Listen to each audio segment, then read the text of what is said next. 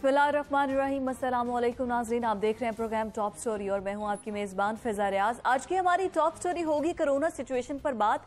और अभी तक जो रिपोर्ट्स हमारे तक मौसूल हो रही हैं उसके मुताबिक कोरोना की ये सेकेंड वेव जो कि अच्छा खासा असरअंदाज कर रही है हर मकतबा फ़िक्र के लोगों को। और बहुत से जजेस जो है वो कोरोना का शिकार हो चुके हैं, बहुत से बड़ी सियासी जमातों के जो कारकुनान हैं वो कोरोना का शिकार हो चुके हैं। लेकिन दूसरी जानिब सियासी सूरत हाल उसी तरह से सरगर्म अमल है, सियासत उसी तरह से की जा रही है, जलसे जुलूस उसी तरह से किए जा रहे हैं और सेहत को भी कॉम्प्रोमाइज किया जा रहा है। राना सनाउल्लाह की आज की अगर मैं स्टेटमेंट की बात करूं तो उनका कहना था कि गुजरांवाला में हमने जो जलसा किया, अगर तो कोरोना जलसा करने से फैलता है तो फिर तो गुजरांवाला में सबसे ज्यादा कोरोना के रिपोर्ट होने चाहिए थे केसेस। लेकिन इससे ये जाहिर होता है कि कोरोना जलसों से भागता है, हम कोरोना को भगा देते हैं जलसे करके। ये राना सनाउल्लाह की आज की स्टेटमेंट है। इसके अलावा एक अच्छी खबर यह है कि कोरोना की एक और वैक्सीन तैयार कर ली गई है जो कि कितनी मुफीद होगी बताया जा रहा है कि 95.5% ये कामयाबी का दावा किया जा रहा है। ये अमेरिका की एक फार्मास्यूटिकल कंपनी है जिसने ट्रायल किया है और उनका ये दावा सामने आया है कि 95.5% जो है वो कारआमद साबित होगी और इसकी कामयाबी हमें होगी। लेकिन दूसरी जानिब WHO जो वर्ल्ड हेल्थ ऑर्गेनाइजेशन है वो ये कह रहे हैं, उनकी आज की ये स्टेटमेंट है कि अगर आप कोविड-19 पर काबू पा लेते हैं, उसकी वैक्सीन ले आते हैं, तो भी उसके बावजूद भी आपको खतरा लाहिक होगा क्योंकि सिर्फ वैक्सीनेशन काफ़ी नहीं होगी। और मैंने कल भी प्रोग्राम में बात की थी कि पाकिस्तान ने एडवांस बुकिंग वैसे ही करवा दी है, 2 कंपनीज के साथ बात भी चल रही है।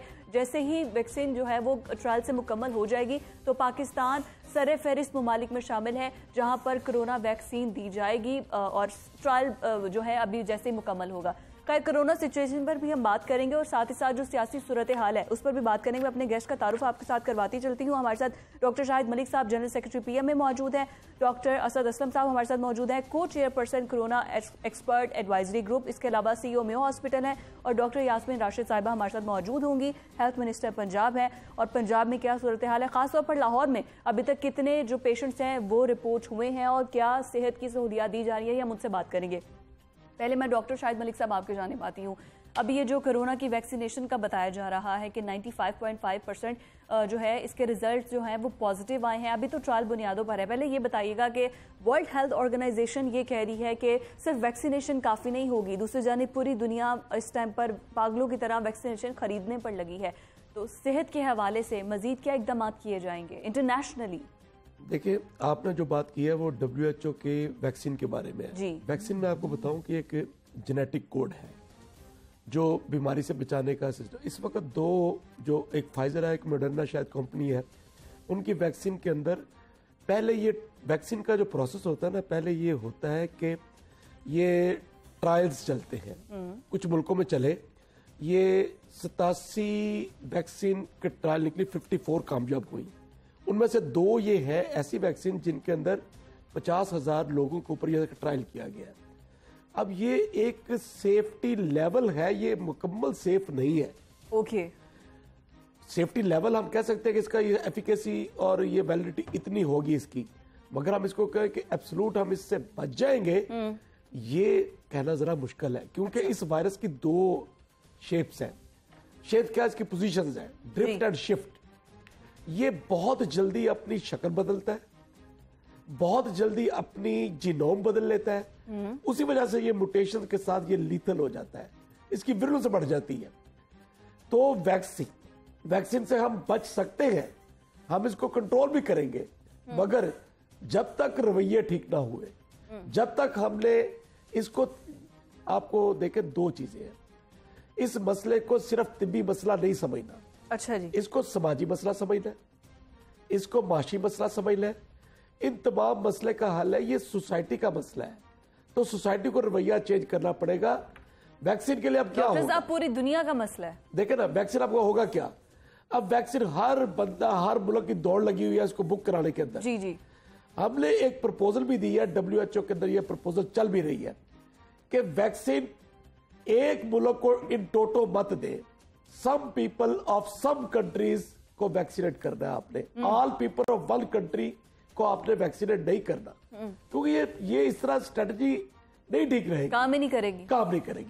लेकिन डॉक्टर साहब, जहाँ तक मुझे पता है कि बिल्कुल स्ट्रेटजी तो यही प्लान की गई है। डॉक्टर नौशीन साहिबा से जब मैंने पूछा था तो शी वाज टेलिंग मी कि सिर्फ जो फ्रंट फुट पर हमारे डॉक्टर्स, पैरामेडिकल, नर्सेज हैं, पहले उनको दी जाएगी और जो 65 प्लस एज की उम्र के लोग हैं उनको ये वैक्सीन जो है वो सबसे पहले उन्हें दी जाएगी। पूरी मुल्क में एकदम से तो वो कोई भी वैक्सीन नहीं देगा। नहीं, वो मैंने आपने जो बात की है वो एक है जो हैंडलर है, दूसरा वो है जो वुलनरेबल ग्रुप है। इनको तो लगनी है ना।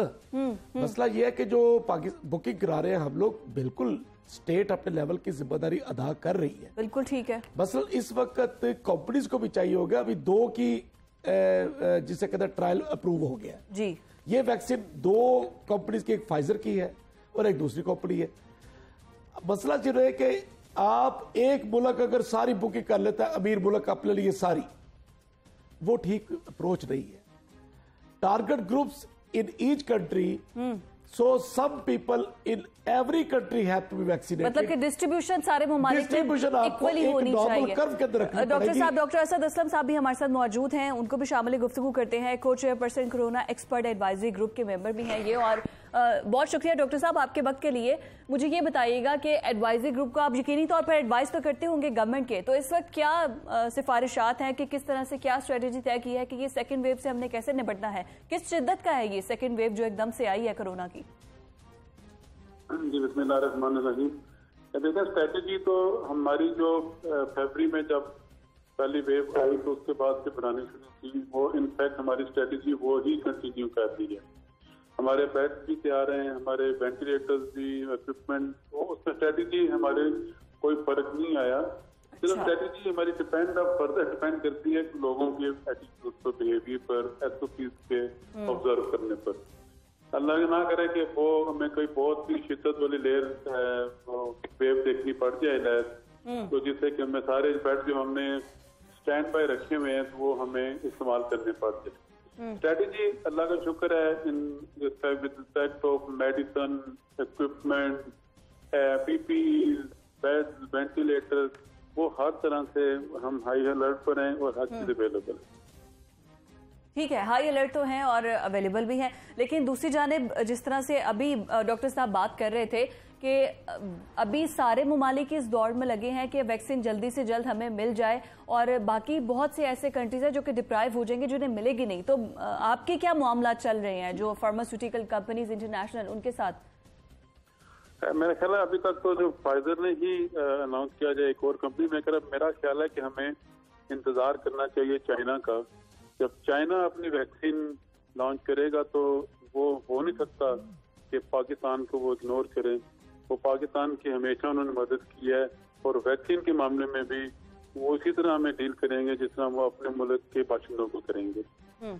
बिल्कुल ठीक है। अच्छा डॉक्टर साहब, मियो हॉस्पिटल इस वक्त सबसे एक्टिव सेंटर है, तो अभी तक हॉस्पिटल में कितने अभी तक कोरोना पेशेंट जो हैं वो मौजूद हैं, कितने वेंटिलेटर पर है? आपको तो एग्जैक्ट फैक्ट्स एंड फिगर्स पता होंगे। जी, इस वक्त हमारे पास 84 पेशेंट मेयो हॉस्पिटल में दाखिल है। बाकी मैं आपको लाहौर की पूरी फिगर बताता हूँ। जी जी, लाहौर में इस वक्त 244 पेशेंट दाखिल हैं। उनमें 140 पेशेंट जो सरकारी अस्पतालों में हैं और बाकी पेशेंट जो हैं वो प्राइवेट हॉस्पिटल में हैं। इन सरकारी हॉस्पिटल में जो मेजोरिटी 80% जो पेशेंट हैं वो है हमारे पास मेयो हॉस्पिटल में 84 पेशेंट। बाकी इस वक्त सर्विसेज अस्पताल में भी दाखिल हैं, 14 पेशेंट दाखिल हैं, 11 पेशेंट LG8 में भी हैं और कुछ जिना हॉस्पिटल में भी हैं। इतना प्राइवेट सेक्टर के हॉस्पिटल में भी तकरीबन 5 ऐसे हॉस्पिटल हैं जहाँ पर 20-20, 24-24 मरीज दाखिल हैं। तो लाहौर में इस वक्त 244 हैं, उनमें 11 पेशेंट हैं जो वेंटिलेटर पर हैं और बाकी जो 244 में से तकरीबन मैं पहले बताता चलूँ 244 में से 191 पॉजिटिव हैं, बाकी सस्पेक्टेड हैं, लेकिन हम उनको ट्रीट एज कोविड ही कर रहे हैं। इनमें से 11 वेंटिलेटर पर हैं और बाकी जो 60 to 70% जो है वो हाई फ्लो ऑक्सीजन पर हैं और बाकी जो है वो मॉडरेट फ्लो ऑक्सीजन पर है। और जितने भी पेशेंट्स हैं 244, आपने कहा 11 पेशेंट जो है वो वेंटिलेटर पर है। डॉक्टर साहब पहले पूरे लाहौर में, ठीक है, पहले हमारे पास वेंटिलेटर्स की बहुत कमी थी, तो इस वक्त सहूलियात तो आपके पास मौजूद हैं? वेंटिलेटर तो जी अल्लाह का शुक्र है कि हमें हुकूमत ने इतनी ज्यादा पहुंचा दी है कि इस वक्त मेयो हॉस्पिटल में सिर्फ 75 ventilator dedicated only for Covid है। इस तरह बाकी अस्पतालों को भी NDMA के साथ से वो हुकूमत पंजाब ने सारे अस्पतालों में वेंटिलेटर पहुंचा दिए, तो इसलिए वेंटिलेटर की हमें इस वक्त कोई किसी किल्लत का सामना नहीं करना पड़ रहा। और ये जो एक सेकंड वेव आई है डॉक्टर साहब, इसको कोई ज्यादा वो सीरियस नहीं लिया जा रहा था, ना तो आवाम की जानिब से और ना ही गवर्नमेंट की जानिब से। सॉरी टू से जल्द से जुलूस उसी तरह से किए जा रहे थे। हेल्थ डिपार्टमेंट एक्टिव तो नजर आ रहा था, लेकिन हुकूमत खुद भी जल्द से जुलूस करने में मसरूफ थी। तो जरा इसकी शिद्दत के बारे में बताइएगा कि कैसी है इसकी सेकंड वेव की शिद्दत। देखें 244 पेशेंट वो हैं जो क्रिटिकल हैं, ये क्रिटिकल है, हाँ, जिन्होंने सांस उखड़ने के बाद हॉस्पिटल की तरफ रुख किया, ये वो पेशेंट हैं अभी। और इस दफा एक और चीज भी देखने में आई है कि पहले तो एक घर में से एक फर्द को कोविड पॉजिटिव होता था, इस दफा पूरी की पूरी फैमिलीज आ रही हैं जिनको कोविड पॉजिटिव है। तो बेसिकली जो रूट काज है ना, वो मास्क ना पहनना। मेरे हिसाब से मास्क ना पहनने की वजह से और गैदरिंग में जाना, दुकानों में, रेस्टोरेंट में, शादी घरों में आप चले जाएं, किसी के आप चेहरे पर मास्क नहीं देखेंगे। तो डॉक्टर साहब, तकरीबन लाहौर में रोजाना की बुनियाद पे कितने टेस्ट किए जा रहे हैं कोविड के? और इनके लाहौर में देखें जी, हमारे पास इस वक्त एक मेयो हॉस्पिटल, एक एक्सपो सेंटर, तकरीबन ये हर वक्त राउंड द क्लॉक अवेलेबल है जो जिनके टेस्ट हो रहे हैं। पूरे पाकिस्तान में तो आपको पता है तकरीबन 33,000 के करीब पाकिस्तान में टेस्ट हो रहे हैं डेली बेसिस पर। लाहौर में जितने भी पेशेंट आते हैं हमारे पास जो सस्पेक्टेड हैं, अब मेयो हॉस्पिटल में इस वक्त डेली 800 मरीज आ रहे हैं जिनको फ्लू लाइक सिम्टम्स हैं, लेकिन उनमें से 60 to 70 पेशेंट निकलते हैं जो सस्पेक्ट करके उनके टेस्ट करते हैं। तो तकरीबन ये हमें किसी को रिफ्यूज नहीं करते, जो कि पेशेंट आता है और उसको हम सस्पेक्ट करते हैं, जो भी आता है हम उसको फ्री ऑफ कॉस्ट उसका टेस्ट कर देते हैं। ठीक है डॉक्टर साहब, ये भी बताइएगा कि जो इलाके सील कर दिए गए हैं उनके लिए क्या स्ट्रेटजी है? क्योंकि आप तो को चेयरपर्सन हैं, आपको ज्यादा बेहतर पता होगा कि कौन कौन से ऐसे इलाके हैं लाहौर के जिन्हें सील किया गया है और आगे कब तक उन्हें खोल दिया जाएगा वहां पर लॉकडाउन को? देखें, टोटल 830 इलाके थे जो मुख्तलिफ इलाके जो सील हुए पूरे पंजाब में, उनमें तकरीबन 500 के करीब सिर्फ इधर लाहौर में थे। वो मुख्तलिफ एरियाज हैं जहाँ से भी हमें 5 से 10 केस एक एरिया में मिले तो वहाँ पर उन्होंने लॉकडाउन कर दिया है।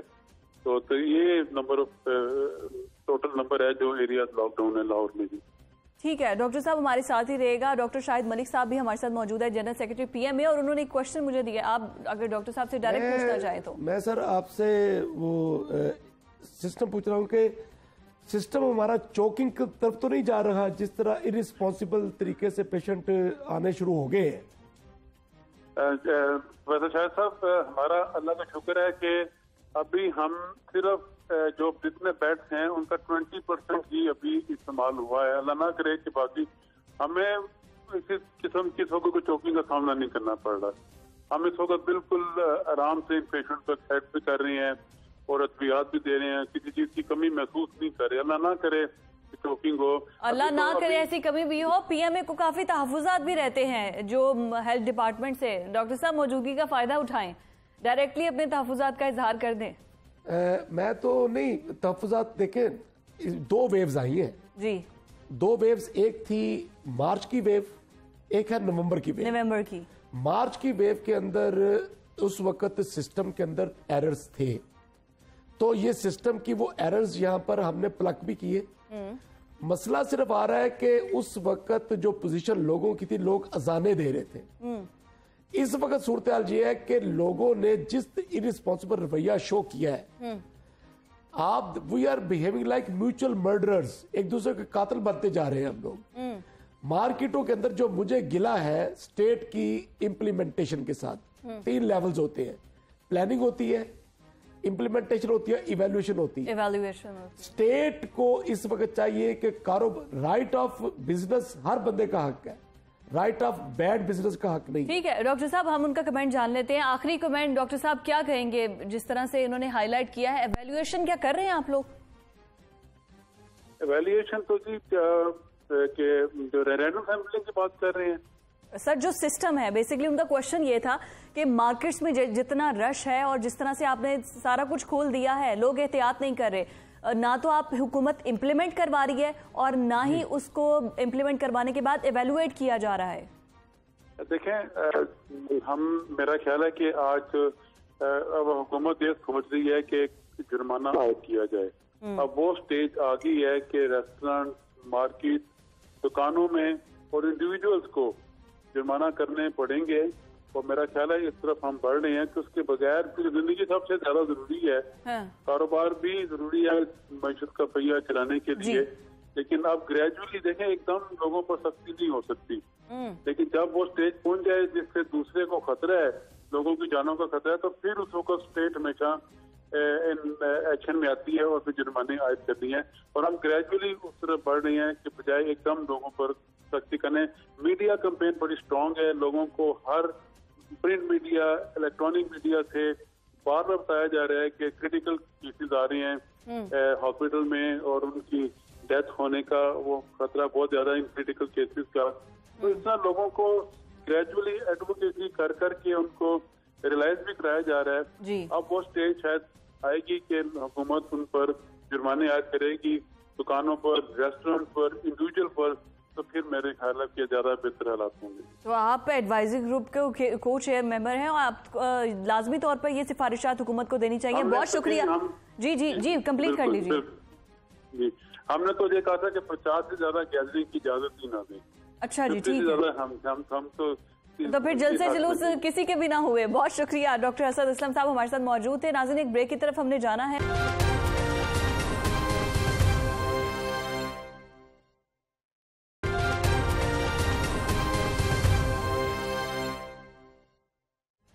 वेलकम बैक नाजरीन, खुशामदीद बोलेंगे आपको एक बार फिर से। और जिले इंतजामिया की जो रिपोर्ट है उसका हवाला मैं एक बार फिर से दूं तो तकरीबन 80% शहरी कोरोना के जो ज़ाब्ता अखलाक को वो संजीदा ही नहीं ले रहे हैं। तकरीबन 80% शहरियों ने मास्क और दीगर SOPs की पाबंदी को भुला दिया है। 50% जो है वो कोरोना के बारे में बिल्कुल संजीदा है, ना तो हैंड सैनिटाइजर का इस्तेमाल कर रहे हैं। 70% लोग ऐसे हैं जो कि समाजी फासला बरकरार नहीं रख रहे हैं। और अब जो दोबारा खबरें आ रही हैं, 11 ऐसे मकामात हैं जहाँ पर लॉकडाउन की तरफ मजीद वो हाईलाइट हो चुके हैं कि उन 11 मकामात को जो है वो लॉक कर दिया जाएगा। डॉक्टर साहब, मैं आपकी जानिब आती हूँ, मुझे ये बताएगा कि बतौर डॉक्टर आप क्या समझते हैं कि क्या दोबारा से हमारी हुकूमत को लॉकडाउन लगा देना चाहिए है? मुईशत को इतना बड़ा नुकसान होना चाहिए क्योंकि पहले भी हम एक दचका बर्दाश्त कर चुके हैं।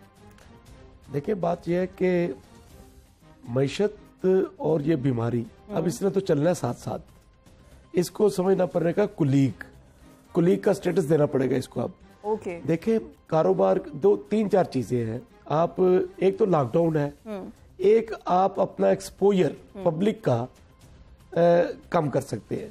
मतलब इसके अंदर क्या कबाहत है कि आप ये फैसला कर दें कि कारोबार डाउन टू डस्क होगा, डे लाइट यूज करेंगे आप, मगरब के बाद या इशा के बाद दुकानें क्लोज होंगी। ये सिफारिशें दी हैं आपने? जी दी है। पूरे यूरोप के अंदर ये सिस्टम है। यहाँ पर रात के 12 बजे तक, ये 2 बजे तक, 3 बजे तक आवारागर्दी चल रही है उस तरीके से। दूसरी बात, स्कूलों के अंदर एजुकेशन, देखिए जो बच्चा स्कूल में जाता है ना, वो एक कैरियर बन जाता है। वो बच्चे को तो शायद कुछ ना हो, घर वाले बुजुर्गों के लिए वो एटम बम बन गया।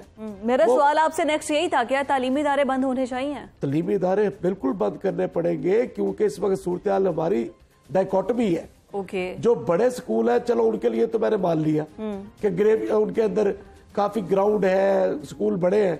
जहाँ तो कोठियों में स्कूल खुले हुए हैं, कोठियों में एक वैन के अंदर बच्चे आ रहे हैं, वहां पर SOPs ओबे कर लेगा बच्चा। स्कूल के अंदर 2 कमरे हैं, 10वीं तक स्कूल है, वो SOP ओबे कर सकता है? बिल्कुल भी नहीं, पॉसिबल नहीं है। ये एक मौकरी चल रही है। ये अब एक बिजनेस के नाम के ऊपर आप कत्ल करने का लाइसेंस नहीं दे सकते आप। तो स्टेट को ये सोचना पड़ेगा कि आपने कौन सा स्कूल खुले रखने हैं, कौन से बंद रखने हैं। मैंने जब जो आपसे बात कर रहा था कि राइट ऑफ डूइंग बिजनेस ये बेसिक राइट है। Right of conducting bad business ये राइट नहीं है किसी का। और यहां पर यही हो रहा है इस वक्त। अच्छा, इस वक्त देखे 3 स्ट्रेटेजीज है बीमारी का। अभी मैं एक वो देख रहा था किस जगह के ऊपर, पिछले जब मार्च में ये वबा शुरू हुई थी जी, तो वो एक शेर को किसी ने पढ़ा था कि ना इलाज है ना दवाई है, ए इश्क तेरे टक्कर की वबा आई है। तो ये टक्कर की वबा आई, इसने जिस तरह डेथ इंडिकेटर बढ़े तो लोगों ने अजाने देनी शुरू कर दी थी। हाँ। फिर इतना इररिस्पॉन्सिबल एटीट्यूड आया कि लोगों की वही कॉन्स्पिरेसी थ्योरी फिर चल रही है कि कोरोना है ही नहीं और मगर डेथ इंडिकेटर बोल रहा है। अब आपको एक चीज बताऊं, पिछली वेव और इस वेव में फर्क है। पिछली वेव के अंदर सस्पेक्ट और रेट ज्यादा था, वहां पर यहां पर सीधा सीधा मरीज एकदम सैचुरेशन कम होती है और 3 लेवल पे चला जाता है। High flow oxygen, high dependency unit में जाता है या आईसीयू में जा रहा है। इस वक्त विरुलेंस ज्यादा है इसकी पैथोजेनिसिटी ज्यादा है, तो ये इस वक्त फेटल म्यूटेशन में जा रहा है वायरस। इस वक्त जितनी एहतियात की जरूरत है शायद पहले नहीं थी। वजह अच्छा, उस वक्त जो शादी हॉल्स बंद करने का कहा जा रहा है, मार्केटें और सेफ डे जो हुकूमत बनाने का कह रही है कि इतवार के अलावा एक दिन बंद रहे, सेफ डे के तौर पे बाजार बंद रहे। मुझे पता है कि जो शादी घर अगर लोग रवैये ठीक नहीं करते, 300 की बारात शादी फंक्शन 300 की तो परमिशन दे दिया ना हुकूमत ने, ये भी नहीं देनी चाहिए। अच्छा, कहे कि रवैये बदले खुदा के लिए, बड़े फंक्शन आप भूल जाए 3 साल के लिए। 3 साल के लिए? ये पैंडेमिक आप पढ़ के देख ले, 1960 से लेके ये 1 सदी का सफर है। हर पैंडेमिक उसकी 3-4 वेव आई है। ओके, आप सार्स को पढ़ लीजिए, मर्स को पढ़ लीजिए, किसी की कोरोना वायरस की, आप कोरोना विरिडी फैमिली के वायरस की हिस्ट्री पढ़ लीजिए। ये 3 वेव के अंदर आया है। तो फिर जो वैक्सीनेशन आ रही है, वैक्सीनेशन का मैंने बताया, अभी आपको बता रहा था कि 70-30 रेशो रख ले आप। ये ट्रायल हुआ 50,000 के ऊपर। ये प्रोटेक्शन लेवल इसका बहुत अच्छा है, मगर ये एब्सोल्यूट नहीं है। देखिए, इसके साथ भी बंदा तो वल्नरेबल है। प्रोटेक्शन आप जब तक नहीं करेंगे सोसाइटी की, अपनी फैमिली की, उस वक्त तक ये वैक्सीन भी शायद आपको बिल्कुल ठीक है। डॉक्टर साहब, जो हम लोग वैक्सीनेशन जब पाकिस्तान में आएगी, कोई नई वैक्सीनेशन लोग इस्तेमाल करते हुए भी हिचकिचाएंगे, लोगों का रुझान नहीं होगा। ये एक रिपोर्ट भी मैंने पढ़ी थी कि लोग नहीं चाहेंगे। तकरीबन 35% लोग ऐसे हैं जो कहेंगे जी हम पहले यूज नहीं करेंगे, पता नहीं उसके साइड इफेक्ट ना हो जाए। तो उसको किस तरह से आगाही देंगे, इस पर बात करूंगी। लेकिन उससे पहले राना सनाउल्लाह साहब फरमा रहे थे कि कोरोना डर के भाग गया है हमसे, क्योंकि जलसे जुलूस तो हमने करने होने चाहिए। कोरोना के हवाले से उनके क्या तासुरात है, पहले आपको वो दिखाते। 13 दिसंबर को जो है वो लाहौर में जलसा होगा और ये हुकूमत की घबराहट है। आप मुझे ये बताएं कि अगर जलसों की वजह से कोरोना फैलता है तो फिर स्मार्ट लॉकडाउन तो होना चाहिए गुजरांवाला में। गुजरांवाला में जब जलसा होना था तो रोज़ खबरें आ रही थी जी कोरोना फैल रहा है। गुजरांवाला में जब जलसा होना था कि रोज़ खबरें आ रही थी कि जी कोरोना का शदीद हमला हो गया है। अब जब गुजरांवाला का जलसा हो गया है तो गुजरांवाला में तो कोई कोरोना नहीं नज़र आ रहा। अब इनको कोरोना जो है मुल्तान में नज़र आ रहा है। अब मुल्तान में जो है वो स्मार्ट लॉकडाउन हो रहा है। तो इट मीन्स के जलसा जो है ये कोरोना को भगाता है, कोरोना को लाता नहीं है।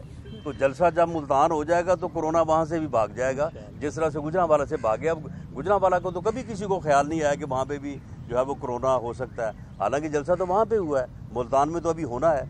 तो ये सारा जो है ये हुकूमत जो है ये अपने तौर पे जो है वो बुखलाई हुई है।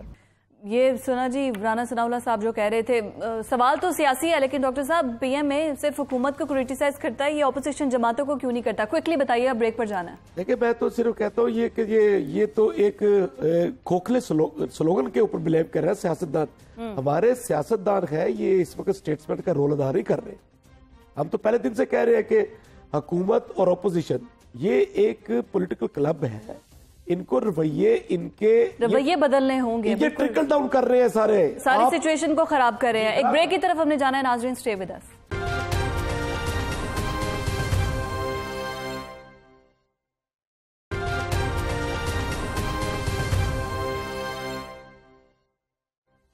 वेलकम बैक नाजरीन, एक बार फिर से आपको खुशामदीद बोलेंगे और बिल्कुल लास्ट में हमारे साथ डॉक्टर यास्मीन राशिद साहिबा वजीर सेहत पंजाब मौजूद है। बगैर कोई ताखीर किए उनकी जानिब चलते हैं और हुकूमती मौक़िफ़ जानते हैं। मैडम, बहुत शुक्रिया आपके वक्त के लिए। ये फरमाइएगा कि इस वक्त कोरोना की जो शिद्दत है, पहले ये बताएगा कि ये सेकेंड वेव जिसको हम बहुत लाइटर नोट पर ले रहे हैं, क्योंकि 5% ज्यादा है ये जून के जो शिद्दत थी कोरोना की, तो आपके पास क्या रिपोर्ट्स हैं कि कितनी शिद्दत की है ये सेकेंड वेव और कितना अफेक्ट कर रही है लोगों को? मेरा ख्याल है जो जहाँ तक ताल्लुक है इस वेव का, रिसर्जेंस तो डेफिनेटली है, क्योंकि अगर मैं 2 हफ्ते पहले नंबर ऑफ़ केसेस की बात करूँ और आज का कंपैरिजन करूँ तो आज के दिन में 658 नए केसेस आए हैं, 10 अमवात हुई हैं। और इसके अलावा अगर आप देखें तो हमने कोई तकरीबन 14,000 के करीब टेस्ट इस वजह से किए हैं क्योंकि हम कॉन्टैक्ट ट्रेसिंग्स कर रहे हैं, which means that number of patients have definitely increase. और सिर्फ पंजाब में नहीं हुए, बहुत बड़ी तादाद जो है वो सिंध के अंदर, खैबर पख्तूनख्वा में, बाकी जगहों पे भी बढ़े हैं। और ये तकरीबन 2,500 के लगभग रोज़ाना के केसेस बढ़ने शुरू हो गए हैं और नंबर ऑफ डेथ्स जो हैं उनको भी इंक्रीज हो रही हैं। तो डेफिनेटली ये सेकेंड वेव आ गई है। जहाँ तक शिद्दत का ताल्लुक है, ये मैं आपको बताऊं कि अभी इतने स्टेटिस्टिक्स हमारे पास मौजूद नहीं है कि उसकी सही आपको, लेकिन क्योंकि ये बात समझने की ज़रूरत है कि पहले तो हम एसिम्प्टोमेटिक पेशेंट्स भी मरीजों को अपने पास अस्पताल में रखते थे, लेकिन अब इस वक्त अस्पताल में सिर्फ सिम्प्टोमेटिक पेशेंट्स हैं। ये वो मरीज़ हैं जिनको कोई सिम्टम्स या जिनको कोई तकलीफ है उनको हम अस्पताल में लेते हैं, वरना उनको बाकियों को होम आइसोलेशन पे रखा हुआ है। तो डेफिनेटली जो इस वक्त तादाद अस्पतालों में तादाद बढ़ गई है मरीजों की। बिल्कुल ठीक है। अच्छा मैडम ये बताइए, फैक्ट्स और फिगर्स ही बता रही हूँ आपको। 589 पेशेंट्स जो हैं वो इस वक्त किसी न किसी अस्पताल के अंदर दाखिल हैं। तो naturally this is the figure which I am trying to bring to you.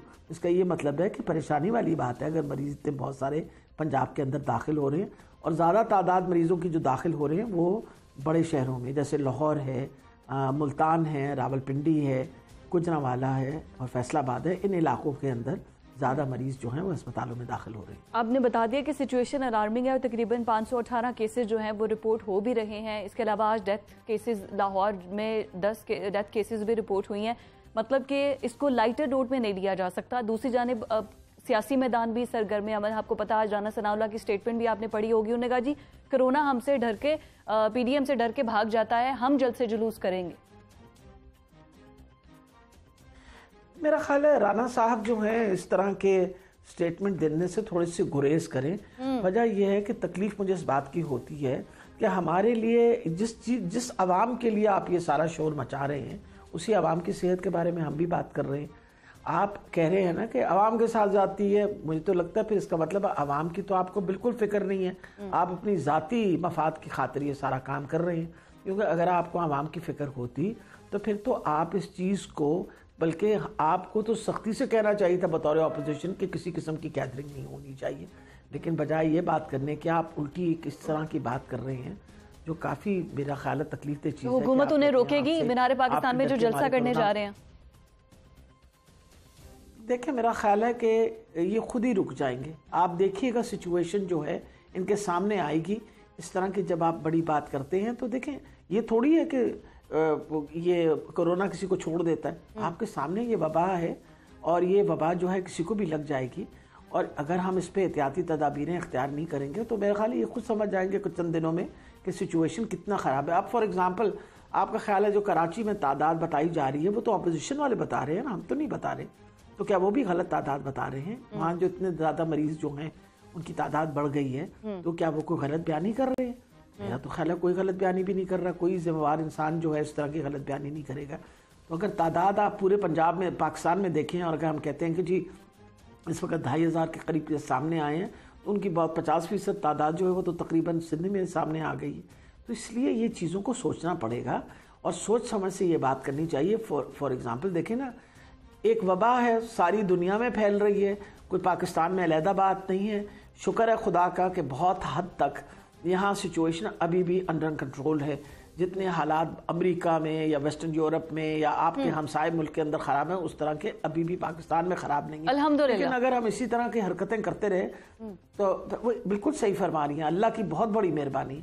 अगर लेकिन हम इस तरह की हरकतें करते रहे तो फिर अल्लाह भी इन बातों से खुश नहीं होता और हमें ख्याल रखनी चाहिए। देखें बार बार हदीस है कि कहीं वबा हो तो आपको वहाँ नहीं जाना चाहिए, और अगर आप वबा के इलाके में तो आपको वहाँ नहीं निकल के बाहर जाना चाहिए।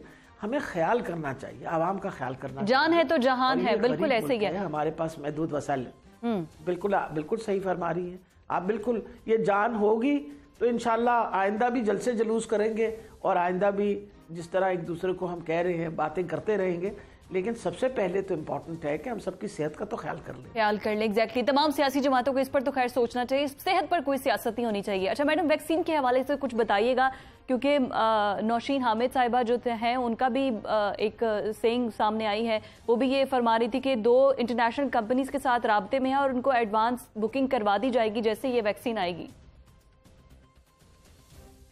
जी बिल्कुल सही कहा। ऑलरेडी आपको पता है कि हुकूमत पाकिस्तान ने कुछ एक बड़ी रकम मखसूस कर ली है वैक्सीन के लिए, और एक जो वैक्सीन सामने आ रही है वो फाइजर वाली, जिसका कोल्ड चेन जो है वो मुश्किल से मेंटेन होती है, लेकिन उसके ऊपर भी ऑलरेडी काम करना शुरू कर दिया। पंजाब के अंदर अपने सारे डिस्ट्रिक्ट्स के अंदर बाकायदा ट्रेनिंग्स कर रहे हैं देखने के लिए कि जब अगर ये वैक्सीन आई तो उसकी कोल्ड चेन मेंटेन करने के लिए हम क्या इकदाम उठा सकते हैं।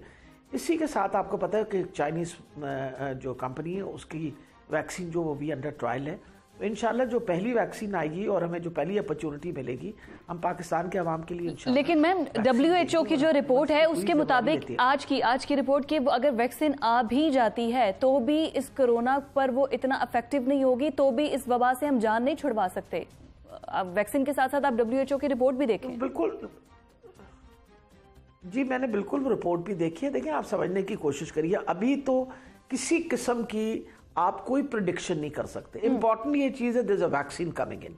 ये वैक्सीन 6 महीने इफेक्टिव रहेगी, ये वैक्सीन 1 साल के लिए इफेक्टिव रहेगी।